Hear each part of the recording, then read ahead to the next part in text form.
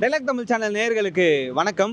தந்தை பெரியார் இன்னமும் தமிழ்நாட்டில் ஒரு முக்கியமான தலைவராகவே இருக்காரு.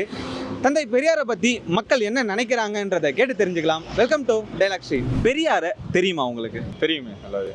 எப்படி? பெரியார் நம்ம சின்ன வயசுலேருந்து நிறைய பார்த்துருக்கோம், படிச்சிருக்கோம், நிறைய போஸ்டர் அது இதுன்னு சொல்லிட்டு தமிழ்நாடு இந்த லெவலில் இருக்கிறது முக்கியமாக பெரியார் ஒரு காரணமாக இருக்காரு.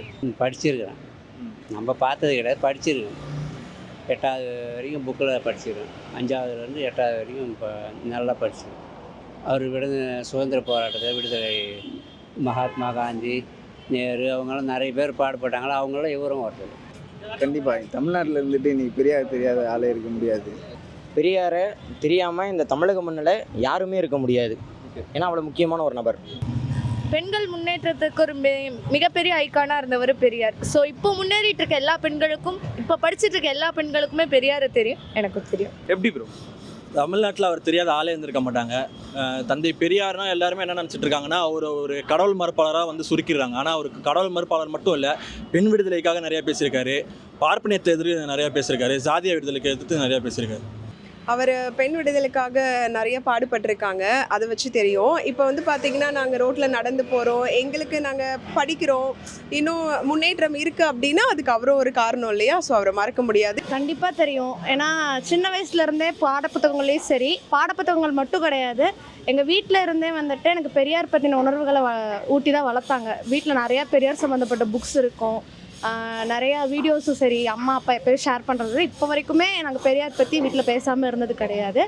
நான் வீட்டில் சொல்லி இல்லை, நானும் நிறைய பேர்கிட்ட பெரியார் பற்றி நிறையா பேசியிருக்கேன், சொல்லியிருக்கேன். ஸோ பெரியார் கண்டிப்பாக தெரியும். பெரியாருன்னு பேரை கேட்டோன்னே உங்களுக்கு என்ன ஒரு விஷயம் அவரை பற்றி ஞாபகம் வரும்? பெரியார் நம்ம சின்ன வயசுலேருந்தே ஒரு பேர் கேள்விப்பட்டிருக்கோம், வைக்கம் வீரர் அப்படின்னு சொல்லிட்டு. பெரியார் அவர் பண்ண முக்கியமான போராட்டம் வைக்கம் போராட்டம். அதாவது மற்ற இடங்கள்லாம் ஆலய பிரவேச போராட்டங்கள், கோவில்கள் நுழையிறது, தாழ்த்தப்பட்ட கோவில்களை போகக்கூடாதுன்ற அதுக்கான போராட்டம் நடத்துவாங்க. ஆனால் முக்கியமாக பெரியார் என்ன பண்ணியிருப்பாருன்னா, அந்த கோவிலை சுற்றிக்கூடிய தெருக்களுக்குள்ளே தாழ்த்தப்பட்ட மக்கள் அனுமதிக்கப்படாமல் இருக்கும்போது அந்த மக்களுக்கான போராட்டத்தை, அந்த தெருவுக்குள் நுழையிறதுக்கான போராட்டத்தை முன்னெடுப்பார். ஸோ வைக்கம்ல அந்த போராட்டம் வெற்றி அடையும். அதை ஒட்டி வைக்கம் வீரர்ன்ற அவருக்கு ஒரு சிக்னிஃபிகண்டான பேரும் கிடைக்கும். அதை ஒட்டி பெரியார் முக்கியமான ஒரு விஷயமாக நம்ம பார்க்கணும். பகுத்தறிவு, சமூக நீதி. தமிழ்நாடு மிச்ச ஸ்டேட்டை விட இந்தியாவில் ஒரு படி முன்னாடி நிற்கிது அப்படின்னா அதுக்கு மிகப்பெரிய காரணமாக பெரியார் இருப்பார் அப்படின்னு நான் சொல்லுவேன். ஏன்னா சமத்துவமாக இருக்கட்டும், ஜாதி ஒழிப்பாக இருக்கட்டும், பெண்கள் முன்னேற்றமாக இருக்கட்டும், எல்லாத்துக்குமே ஒரு அடித்தளமாக இன்னைக்கு வரைக்கும் ஒரு பெரிய மாற்றமாக நின்னது பெரியார் தான். பெரியார்னு பேரை கேட்டால் சுயமரியாதை தான் நம்ம அவர் நிறைய பேசியிருக்காரு. மக்களுக்காக ஜாதி எதிர்த்து போராடி இருக்காரு. அதனால் முதல்லலாம் பண்ணையாருக்கு எதிராக அடிமைகள்லாம் துண்டை கக்கத்தில் தான் கட்டியிருப்பாங்க. ஆனால் அதை எடுத்து தோல் மேலே போட சொல்லுவார் பெரியார் தான். பெண்களுக்காக போராடி இருக்காரு, நிறைய கல்விக்காக போராடி இருக்காரு, நிறைய போராடி இருக்காரு. பெரியார் அப்படின்னு சொன்னோன்னே 1-2 இல்லை, பல விஷயங்கள் இருக்குது. சாதி ஒழிப்பாக இருக்கட்டும், பெண் விடுதலையாக இருக்கட்டும், சுயமரியாதை திருமணமாக இருக்கட்டும். அப்போ இருந்த காலகட்டத்தில் பெண்கள் எவ்வளோ ஒரு அடிமைத்தனமாக நடத்தப்பட்டாங்க அப்படிங்கிறது நம்ம நிறைய இடத்துல படிச்சிருப்போம். அதாவது இப்போ இருக்கக்கூடிய காலகட்டத்தில் இப்போ நீங்களும் நானும் இங்கே சமமாக நின்று பேசணுன்னா அதுக்கு முற்றிலுமாக அவரோட முயற்சி தான் காரணம். அவர் அவரோட கருத்துக்களை மற்றவங்கள எப்படி சொல்கிறது, அதாவது பெண்கள்னால் இப்படி அடுப்பங்கரையில் தான் இருக்கணும், குழந்தை பெற்றுக்கிட்டே இருக்கணும், ஆண்கள் பேசுகிறப்ப பேசக்கூடாது, நிறையா இருக்குது. இப்போ வரைக்குமே நிறையா இருக்குது. ஆனால் இதில் பல விஷயங்கள் இப்போ ஒழிக்கப்பட்டிருக்குன்னா அதுக்கு காரணம் பெரியார் தாங்கிறத நான் நம்புகிறேன். பெரியாரை பற்றி நீங்கள் என்ன ப்ரோ நினைக்கிறீங்க? பெரியாரை பற்றி நம்ம நினைக்கிறதுனா, இன்றைக்கி நீங்கள் முக்கியமாக இந்தியா ஃபுல்லாகவே எடுத்தீங்கன்னா தமிழ்நாட்டில் ஒரு பேட்டர்ன் இருக்கும். பேருக்கு முன்னாடி சாதி பேரை போட்டுக்காத ஒரு பழக்கம். இன்றைக்கும் தமிழகத்தில் பேருக்கு முன்னாடி சாதி பேர் இல்லாமல் இருக்குது. அப்படி ஒரு அடையாளத்தை சாதியை தூக்கி எறிகிற மனநிலைக்கு தமிழர்கள் வந்திருக்காங்கன்னு சொன்னால் அதுக்கு பெரியார் ஒரு முக்கியமான காரணம்.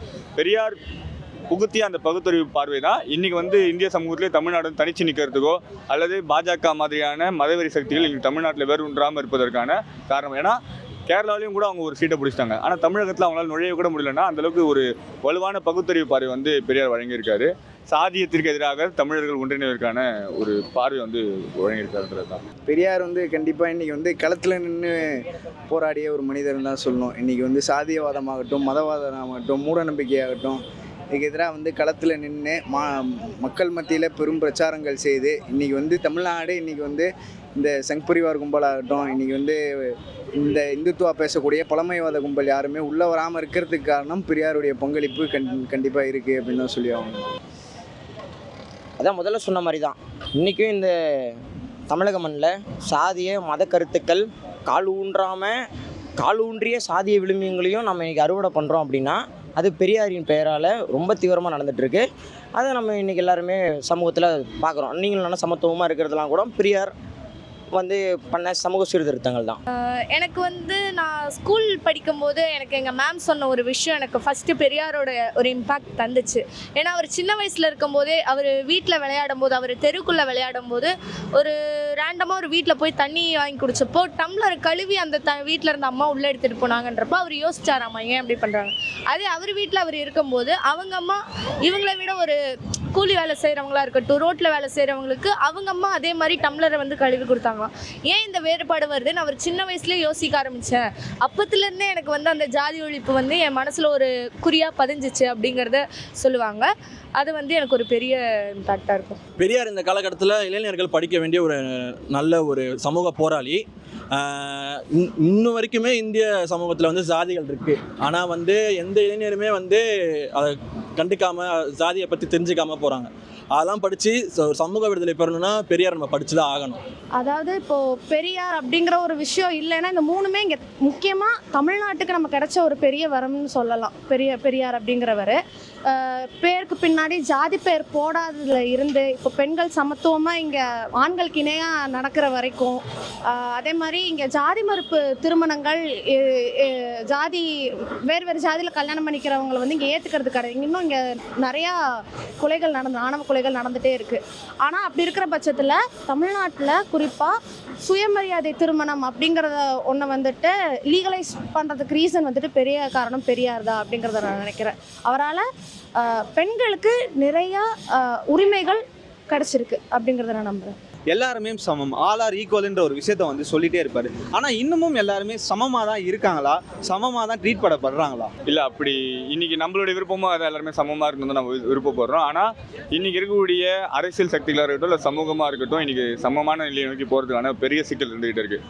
ஒன்று, இந்த சமூகத்தில் ஆதிக்கம் செலுத்தக்கூடிய அரசியல் கட்சிகள் இங்கே இருக்கக்கூடிய மக்கள் சாதிய ரீதியாகவோ மத ரீதியாகவோ பிளவுண்டிருக்கிறது தான் விருப்பப்படுறாங்க. அந்த அடிப்படையில் தான் இன்றைக்கி முக்கியமாக மிக பெரும் கலவரங்கள் தென் மாவட்டங்கள்லையாக இருக்கட்டும் இல்லை பல்வேறு பள்ளி குழந்தைகள் மனசில் சாதிய வெறிகளை விதைப்பதாக இருக்கட்டும், இது எல்லாமே வந்து எங்களுடைய அரசியல் கட்சியில் ஆதாயத்திற்காக சாதியை விதித்து ஒரு மனநிலை.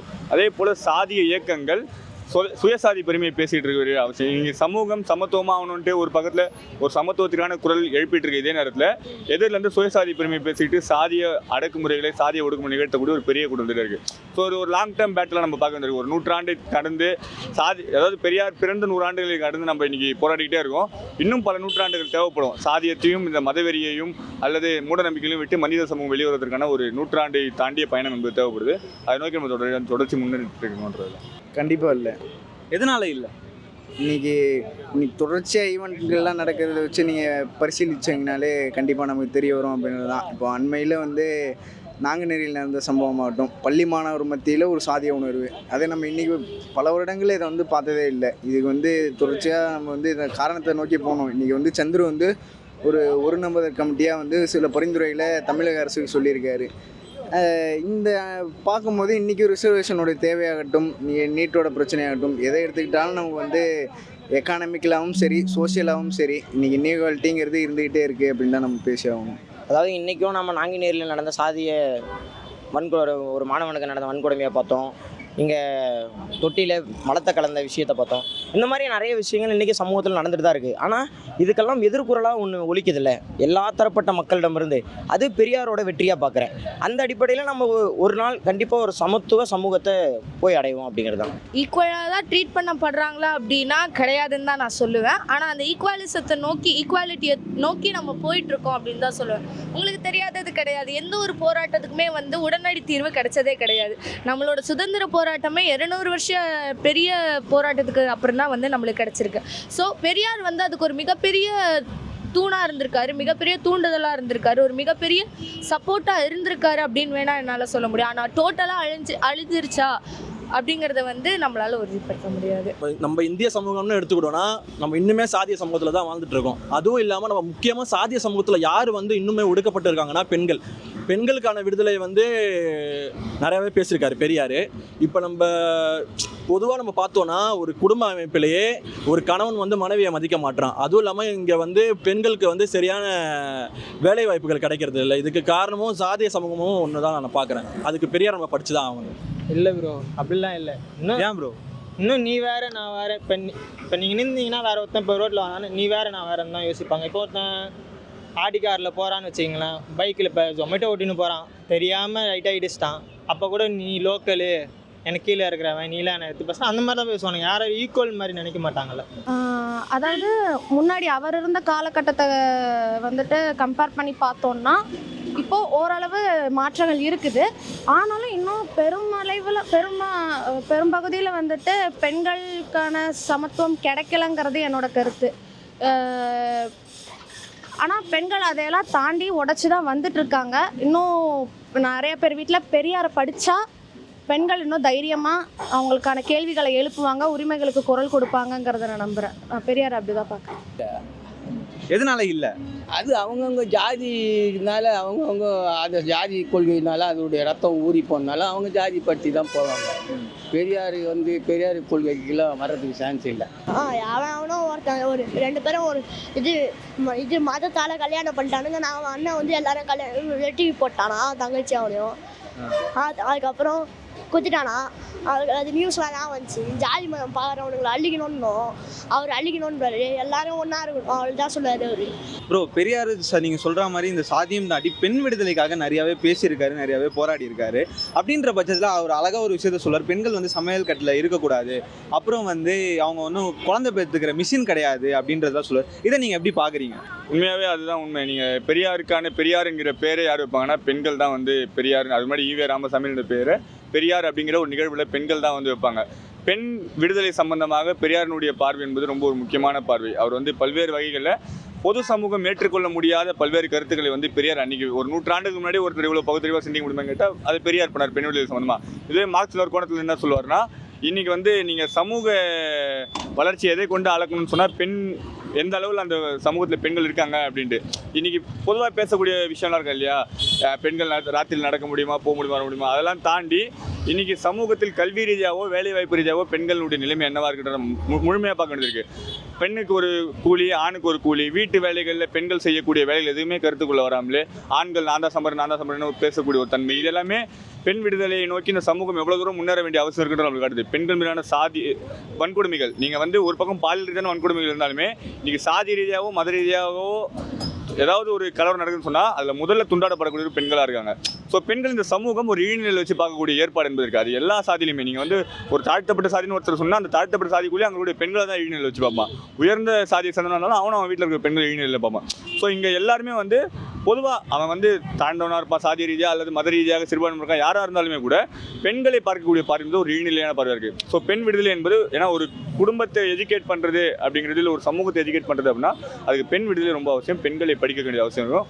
அந்த பெண் விடுதலை நோக்கி நம்ம இன்னும் முன்னேற வேண்டியது இருக்குன்னு அடிப்படையிலே வந்து இந்த சமூகத்தை நம்ம எடுத்துக்கிட்டோம்னா வந்து ஒரு ஆணாதிக்க சமூகம் தான் சொல்லணும். அதாவது ஆண்கள் வந்து வெறும் நீங்கள் சொன்ன மாதிரி பெரியார் சொன்ன மாதிரி அது வந்து அன்றைக்கி மட்டும் இருந்துதான்னு கேட்டால் கிடையாது. இன்றைக்கி வரைக்குமே வந்து ஒரு குழந்தைகளை உற்பத்தி பண்ணக்கூடிய ஒரு கருவியாகவோ ஒரு இதுவாக தான் பார்க்குறாங்களே தவிர அவங்களுக்கான ஒரு சுயமரியாதையோ அவங்களுக்கான ஒரு கண்ணியமான வாழ்க்கையோ வந்து இன்றைக்கி வந்து இயல்புலேயே சமூகத்திலே இல்லை. அப்படின்னு நமக்கு தமிழ்நாடை கம்பேர் பண்ணும்போது ஓரளவுக்கு நம்ம அதிகமாக இருக்கோம்னு வச்சுக்கோங்களேன். பட் ஆனால் பொதுவில் அப்படி ஒரு பார்வை இருக்குது. ஏன்னா இது காரணம் வந்து இந்த நம்ம வாழ்வியல் ஆணாதிக்க சமூகத்திலே காலங்காலமாக இருந்தது, இதில் ஊறி போன மக்கள் அப்படின்னு சொல்லாமே அப்போது இதுக்கு எதனான ஒரு சீரியஸான ஒரு சமூக சீர்திருத்தம் தேவை இருக்குது அப்படின்றது. நீங்கள் சொன்னது போல் பெரியாருடைய இன்னொரு ஸ்டேட்மெண்ட் என்ன, பெண்ணுடைய அடமாரிக்குள்ளே உனக்கு என்ன வேலைன்னு சொல்லிட்டு இந்த சமூகத்தை கேள்வி கேட்குற இடத்துல பெரியார் பெண்கள் நிலையிலிருந்து கண்டிப்பாக தவறுனதே கிடையாது.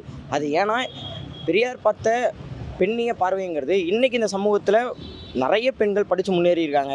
நிறைய பெண்கள் வீட்டை விட்டு வந்து இன்றைக்கி பெரியாரின் ஒரு பார்வையில் நின்று இந்த சமூகத்தை பார்த்துட்ருக்காங்க அப்படிங்கிறது தான். அது பெரியாருடைய ஒரு மிகப்பெரிய வெற்றி. அவர் சொன்னது வந்து அந்த காலத்தில் பெண்களை படிக்க விடாமல் அவங்களுக்கான உரிமைகள் தராமல் அவங்கள வந்து நம்ம பாரதியார் சொன்ன மாதிரி வீட்டுக்குள்ளே பெண்ணை பூட்டி வைப்போம் அப்படின்ற வந்து இதில் இருந்தது தான் வந்து மிக முக்கியமான காரணம் அப்படின்னு சொல்லுவேன். அதனால தான் அவர் வந்து பெண்களுக்கு கல்வி தரணும், பெண்களுக்கான உரிமையை அவங்களுக்கு புரிய வைக்கணும் அப்படிங்கிறதுல மிக முக்கியமான நோக்கம் கொண்டார். அவர் அதை வந்து எடுத்துகிட்டு வந்ததுக்கு காரணமாக தான். ஏன்னா வந்து வீட்டுக்குள்ளே இருந்த பெண்களோட மிக முக்கியமான வேலை என்ன, குழந்தைங்களை பார்த்துக்கணும் அப்படிங்கிறது தான். குழந்தைங்களை பார்த்துக்க வேண்டியதுக்கான காரணம் என்ன, அவங்க குழந்தைங்களை பெற்றுக்கணும், அடுத்து அவங்கள மாதிரியே வேலை செய்கிறக்கோ இல்லை அவங்க கணவர் மாதிரி ஒரு இடத்த ஆதிக்கம் பண்ணுறக்கோ ஒரு ஆள் தேவை. அந்த ஆளை வந்து ப்ரொடியூஸ் பண்ணுற இடமா மட்டும்தான் நீ இருக்கணும் அப்படின்னு வந்து பெண்கள் மீதான ஒரு பிற்போக்கான எண்ணத்தை முறியடிக்கணும்னு நினச்சாரு. அதை தான் வந்து அவர் அப்படி சொன்னார் அப்படின்னு நான் சொல்லுவேன். ஆமாம், கரெக்ட் தான். இன்னும் நிறைய ஆண்கள் வந்து பெண்கள் வந்து குழந்தை பெற்று போகிற மிஷினாக தான் நினைக்கிறாங்க. அது வந்து ரொம்ப தவறு என்று நினைக்கிறேன். பெண்கள் குழந்தை பெற்றுக்காரத்தும் அவங்களோட விருப்பம். அது வந்து ஆண்கள் தான் முடிவெடுக்கணுன்றது இல்லை, அது பெண்களோட முடிவு. பெண்கள் குழந்தை பெற்றுக்கணுமா இல்லையான்றதை நாங்கள் தான் முடிவு பண்ணணும். ஆமாம், இது பெரியாரோட முற்போக்கு கருத்துக்களில் ஒன்று. நம்ம இதை கண்டிப்பாக ஏற்றுக்கணும். பெண்களை வந்து நம்ம ஒரு குடும்ப அமைப்பிலேயே நம்ம சுருக்கிறோம். அவங்களுக்கும் ஒரு உணர்ச்சி இருக்குது, அவங்களும் நம்மளை போல ஒரு மனிதர்கள் தான். அவங்களையும் நம்ம சுதந்திரமாக வாழ விடணும். அதுதான் என்னோட கருத்து. ஆமாம் ப்ரோ, பெண்கள் ஒன்றும் வெறும் குழந்தை பெற்றுக்கிறதுக்கு தான் பிறக்கல. அவங்க வெறும் குழந்தை பெற்று தான் போடணும்னு அவசியம் இல்லை. அவங்களுக்குன்னு ஒரு அச்சீவ்மெண்ட் இருக்குது. அவங்களும் ஒரு வேலைக்குன்னு போய் அவங்களும் சில ஸ்போர்ட்ஸு அதெல்லாம் அவங்களுக்கும் ஆசை இருக்கும். வெறும் குழந்தை மட்டும் பெற்று போடணுன்றது அவங்களுக்கு அவசியம் இல்லைல்ல. அவங்களுக்குன்னு ஒரு உரிமை இருக்குல்ல, அவங்களுக்கான ஸ்பேஸை அவங்களுக்கு கொடுக்கணும். ஆமாம், ஏன்னா பெண்கள்ங்கிறது வந்துட்டு குழந்தை பெற்றுக்கிறது அப்படிங்கிறது வந்துட்டு இயற்கையாக எங்களுக்கு கொடுக்கப்பட்டிருக்கிற ஒரு விஷயம், அவ்வளோதானே தவிர இதுதான் நாங்கள் எங்களோட குழந்தையை பெற்றுக்கிற ஒரு விஷயம் அதை வச்சோ இல்லை எங்களுடைய கற்பை வச்சோ நாங்கள் இவ்வளோதாங்கிறத எங்களை குறைச்சி எடை போடக்கூடாது. ஃபஸ்ட்டு எங்களுக்குங்கிற உரிமை ஆண்களுக்கு எவ்வளோ இந்த உலகத்தில் நடமாடக்கூடிய உரிமை, அவனுக்கு வாழ்கிறக்கூடிய உரிமை இருக்கோ அதே அளவுக்கு பெண்களுக்கும் இருக்குது. அப்படிங்கிறப்போ வெறும் ஒரு குழந்தை பெற்றுக்கிறதுக்காக மட்டும்தான் வந்துட்டு ஒரு பெண் இருக்கா, அவளோட வேலை அது மட்டும்தான், ஷீஸ் அ வீக்கர் செக்ஸ் அப்படிங்கிற ஒரு விஷயம் இங்கே வரவே கூடாது. Women is not a weaker செக்ஸுங்கிறத இப்போது எல்லா கட்டத்துலேயுமே விளையாட்டில் இருந்து அரசியலில் இருந்து படிப்பில் இருந்து எல்லாத்துலேயுமே வந்துட்டு பெண்கள் ப்ரூவ் பண்ணிகிட்டே இருக்காங்க. Both mentally as well as physically women are not weaker sex அப்படிங்கிறது. பெரியார் சிலைகளை வந்து உடைக்கிறதுன்றதுலாம் கேள்விப்பட்டிருப்பீங்களா நியூஸ், அதை பற்றி என்ன நினைக்கிறீங்க? அதெல்லாம் எந்த சிலையும் யாரும் உடைக்கிறது தப்பு. அதெல்லாம் உடைக்கிறதுனா யார் சார், நீங்களா போய் உடைப்பீங்க, நான் உடைப்பேனா? அதுக்குன்னு வேலை வெட்டி இல்லாத தான் உடைப்பான். அது சும்மா இந்த மாதிரி இப்போ ஓணுமுன்னே எதனா அடிச்சு அவனா சாகட்டும் அதுக்காக பண்ணுவான்.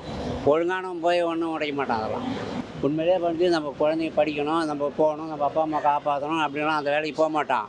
வெட்டி கேஸாக இருப்பான். எவனா சம்பாதிச்சு சோறு போடுவான். அவங்க அப்பா கவர்மெண்ட் வேலை இருப்பார், துணுட்டு சுற்றி கிடப்பான், அவன் செய்வான். இல்லை எவனா பழைய சொத்து இருக்கும் விற்று துணுவான், அவன் செய்வான். மற்றபடி யாரும் போயெல்லாம் எந்த வேலையுமே உடைக்க தேடிலாம் போக மாட்டான். அவன் வேலை என்னமோ பசங்க படிக்கிறாங்களா அதை தான் பார்ப்பான். பிழைக்கிற பழப்பு அவனுக்கு ஒருத்தனுக்கு பழப்புக்கே வழி இல்லைன்றான், அவன் எப்படி போய் உடைக்க போவான்? இல்லை, அது தப்பு. நீங்கள் அதான் விரும்புவாங்க. நம்ம தான் சொல்கிறோமே, இங்கே இந்த சாதி இயக்கங்களோ மதவாத இயக்கங்களோ ஏன் வந்து பெரியாரையோ அம்பேத்கரையோ மார்க்ஸையோ விரும்ப மாட்டாங்கன்னு சொன்னால், அவர்களுடைய பிழைப்பாத அரசியல் என்பதே சாதியை மையப்படுத்தியது தான். அவங்க பிழைப்பாத அரசியல் என்பதே மதத்தை மையப்படுத்தியது தான். அதற்கு எதிராக ஒருத்தர் பேசுகிறாருன்னு சொன்னாலே நீங்கள் பொதுவாக சொல்லலாம்ல. இப்போ உலகம் முதல்ல உருண்டுன்னு சொன்னவன் என்ன பண்ணாங்க, ஓட விட்டு அடிச்சாங்க, அவன் உயிர் வாழவே இல்லை. ஆனால் உண்மையில் என்ன, உலகம் உருண்டை தான். அப்போ எங்கெங்கெல்லாம் வந்து அறிவியல் ரீதியாக ஒருத்தர் பேசுகிறாங்களோ, இங்கே இருக்கக்கூடிய பழமைவாதங்கள் எதிராக பேசுகிறாங்களோ, அவங்க எல்லாருமே இந்த சமூகத்தால் தூற்றப்படுவாங்க, வெறுப்புக்குள்ளாவாங்க. பெரியாரோ அம்பேத்கரையோ மார்க்ஸையோ அவர்கள் நினைப்பதை போல சிலைகளாக மட்டும் இந்திய சமூகத்திலோ இல்லை வந்து மனித மனங்கள்லையோ இல்லை. பெரியாரும் அம்பேத்கரும் மார்க்ஸும் சித்தாந்தமாக இங்கே வந்து உரிப்பெருக்காங்க. அதனால தான் தமிழ்நாட்டில் நூற்றாண்டை கடந்தும் ஒருவேளை இவங்க உடைச்சிக்கலாம், இங்கே கூட எல்லா பெரியார் சிலைகளும் உடைச்சிட்டு போடும். ஆனால் பெரியாருங்கிற சித்தாந்தத்தை உடைக்க முடியாது. அம்பேத்கர் சிலைகளை உடைக்கலாம், அம்பேத்கர் சித்தாந்தத்தை உடைக்க முடியாது.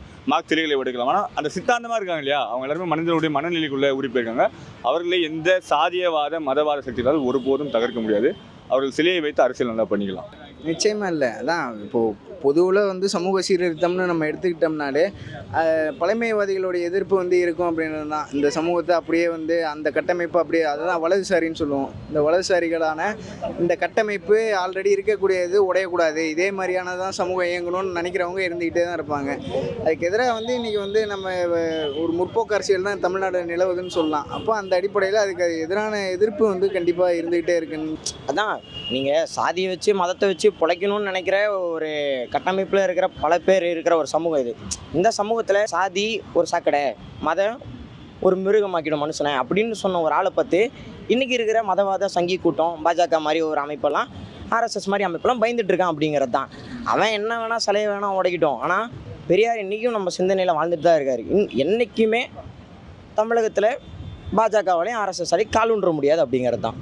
இல்லை, நான் வந்து அதை வந்து மக்களுக்கு இருக்க அறியாமையாக தான் யோசிப்பேன். ஏன்னா இப்போ நம்ம பேசுகிற சுயமரியாதையாக இருக்கட்டும், சமத்துவமாக இருக்கட்டும், எதுவுமே வந்து நம்மளுக்கான ஒரு உரிமையோ அங்கீகாரத்தையோ ஏதோ ஒரு இடத்துல நம்மளுக்கான ஒரு பெனிஃபிட்டையோ தருது. ஆனால் இவங்க ஃபாலோ பண்ணுற ஜாதியாக இருக்கட்டும், மத அரசியலாக இருக்கட்டும், இல்லை அந்த மதம் என்னமா இருக்கட்டும், எந்த இடத்துலையுமே அவங்களுக்கான ஒரு சரியான அவங்க கூட்டத்தை தாண்டி எந்த இடத்துலையும் ஒரு சரியான அங்கீகாரமோ இல்லை அதால் அவங்களுக்கு எந்த ஒரு பயணமோ கிடச்சி இது வரைக்கும் நான் பார்த்தது கிடையாது. அப்போ அதில் வந்து ஒரு மக்கள் வந்து அதோட திணிப்பாக வந்து ஒரு சமத்துவ முன்னோடியை வந்து ஒரு ஜாதி மதமற்ற முன்னோடியை வந்து உடைக்கிறாங்க, அதை இது பண்ணுறாங்கன்னா நான் அந்த மக்கள் மேலே பரிதாபப்பட்டு அவங்களுக்கு இருக்க அறியாமையாக தான் நான் யோசிப்பேன். இதெல்லாம் மதவாத சக்திகள் பண்ணுற பிற்போக்குத்தனம், இதெல்லாம் நம்ம கண்டுக்க கூடாது ப்ரோ. அது எப்படி ப்ரோ, அவர் நிறைய விஷயத்துக்கு போராடி இருக்காரு, அதனால அவங்க சிலை வச்சுருக்காங்க. அந்த சிலையை எடுக்கிறது வந்து ஒரு தவறான விஷயம். அது வந்து என்னென்னா அவரை பார்த்து நிறைய பேர் இன்ஸ்பயர் ஆகி நிறைய நல்லதெல்லாம் வேறு பண்ணியிருக்காங்க. அது எப்படி அவங்க எடுப்பாங்கன்னு எனக்கு சரியாக தெரியல. சிலையை உடைக்கிறது கரெக்ட் கிடையாது. ஏன்னா எப்பயுமே அது வந்துட்டு ஒரு பிற்போக்குத்தனமான விஷயம்னு சொல்லுவேன். ஏன்னா எதுக்கு அந்த சிலை தானே, அது சிலை என்ன பண்ணிட போகுது, எதுக்கு சிலையை பார்த்து அவ்வளோ அவங்களுக்கு வயிற்றுச்சலாக ஆகுது. வயிற்றுச்சலுங்கிறத தாண்டி பயம் அப்படின்னு சொல்லலாம். அவர் போட்ட விதை இப்போ வரைக்கும் இங்கே முளைச்சி இன்னும் பெண்களும் சரி குழந்தைங்களும் சரி இங்கே பெரியாரை பிடிக்காமல் பெரியார் வழியில் நடக்காத ஆட்கள் இங்கே கிடையவே கிடையாது. ரொம்ப சிறுபான்மையானவங்க தான் பெரியாரை பற்றி பெருசாக தெரியாத மாதிரி இருப்பாங்க. ஆனால் பெரியார் விதைச்ச மண் நாங்கள் பிள்ளைங்களும் சரி குழந்தைங்களும் சரி இங்கே எல்லாருமே இருக்கிறத கண்டு பயம் இருக்குது. பெரியார் இந்த இடத்துல சிலையாக கூட இருக்கக்கூடாதுங்கிற ஒரு பயம் அவங்களுக்கு இருக்கிறனால தான் அதெல்லாம் அகற்றிட்டு இருக்காங்க. இதுக்கு பின்னாடி பெரிய அரசியல் இருக்குங்கிறது கண்டு தப்பு. அது நாட்டுக்காக செய்தார், மக்கள் எல்லாம் ஒன்றா இருக்கணும் தானே பார்த்தாரு. அது சிலை உடைக்கிறதுலாம் தப்பு தான். எனக்கு தெரிஞ்ச வரைக்கும் சிலையை எடுத்து தப்பு தான். யார் சிலையும் உடைக்கக்கூடாது. அப்போ நல்லவங்கனாலும் இந்த சிலை வைக்கிறாங்க.